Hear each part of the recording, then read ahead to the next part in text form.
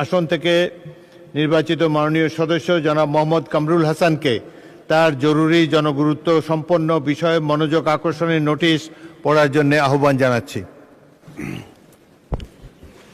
মাননীয় স্পিকার, আপনাকে ধন্যবাদ। মাননীয় স্পিকার, আমার নির্বাচনী এলাকা 151 ময়মনসিংহ 6 ফুলবাড়িয়া একটি পশ্চাৎপদ একটি উপজেলা। এখানে 4টি উপস্বাস্থ্য কেন্দ্র রয়েছে। আমার জানা মতে সারা বাংলাদেশে এই উপস্বাস্থ্য কেন্দ্রগুলো কমপক্ষে দোতলা অথবা 4তলা বিল্ডিং রয়েছে, কিন্তু আমার নির্বাচনী এলাকায় 4টি উপস্বাস্থ্য কেন্দ্রের মধ্যে একটি, যেটা ফুলবাড়িয়া পৌর অঞ্চলের মধ্যবর্তী জায়গায় অবস্থিত, 1 একর জায়গা নিয়ে।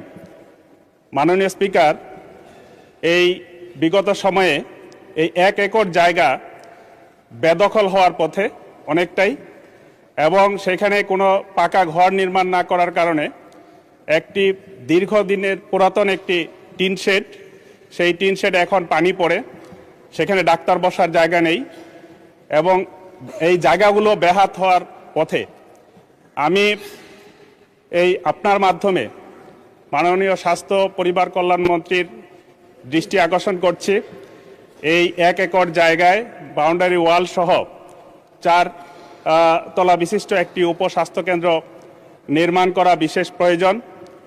একই সাথে আমার 53টি যে কমিউনিটি ক্লিনিক রয়েছে, সেই ক্লিনিকগুলো সেখানে পর্যাপ্ত জনবলের অভাব রয়েছে।